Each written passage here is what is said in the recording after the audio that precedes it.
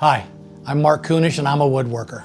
Ever since I was a little kid, I always used to help my dad do different projects around the house, which included some woodworking. And throughout the years, I've always managed to make things that I needed. A lot of my woodworking projects were utilitarian in nature, but when I retired, I decided to tap into my creative self. Back in April, I made a cutting board for my wife for Mother's Day, and she loved it. And she said, hey, why don't you make a bunch of these for Christmas gifts? So since then, I've started to make these cutting boards and charcuterie boards, and it's been a blast.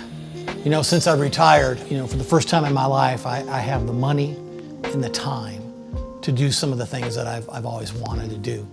You know, when you're younger, you're growing up, it's all about work and family, and you never have the time. You don't have the money and you don't have the time. Now, for the first time in my life, I actually have the time, and I'm able to take that time and bring a little bit of joy to people by making stuff like this. I've been able to do a lot more traveling with my wife and do things around the house, and I'll tell you what, it's really nice to sleep till 7:30 or 8 o'clock every day.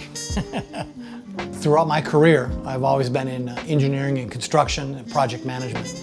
And throughout that whole process, I've always been really close to the welding and the concrete pouring and all of those things that are part of building these enormous projects. But I've never actually been the guy that was burning the welding rod or pouring the concrete or hammering the nails.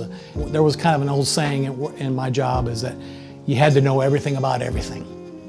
And it's not that I was an expert on welding, it's not that I was an expert on pouring concrete, but I had to know how they do it. I had to know the steps. But I never really got that satisfaction of saying, wow, I welded that pipe, or wow, I poured that concrete, or I connected this machinery. Since I've retired and begun to start making these charcuterie boards and cutting boards and serving boards, it's given me sort of that sense of accomplishment, sense of quality in the work that I do. When you give somebody that, they know that it's something from the heart. It's a whole lot different than a gift card from Amazon or a shirt from some store. It's something that you made with them in mind. I want to make things for people that are very utilitarian in nature. I want them to use it. I don't want to make something so pretty and nice and sexy that they put it on a stand in the corner of the kitchen and don't use it. When I go to their house one day, I want to see knife marks, every kind of imaginable marking on there that says, hey, I've been using this. I love it, I like it, and I use it.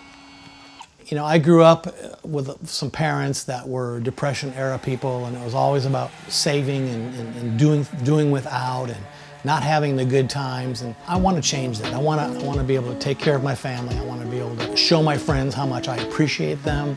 Look, I don't have a whole lot of money into these cutting boards, maybe $5, $10, $15 in materials and a little bit of time, but just giving them something to show them how much I appreciate their friendship and how much my family means to me, that's what's important to me.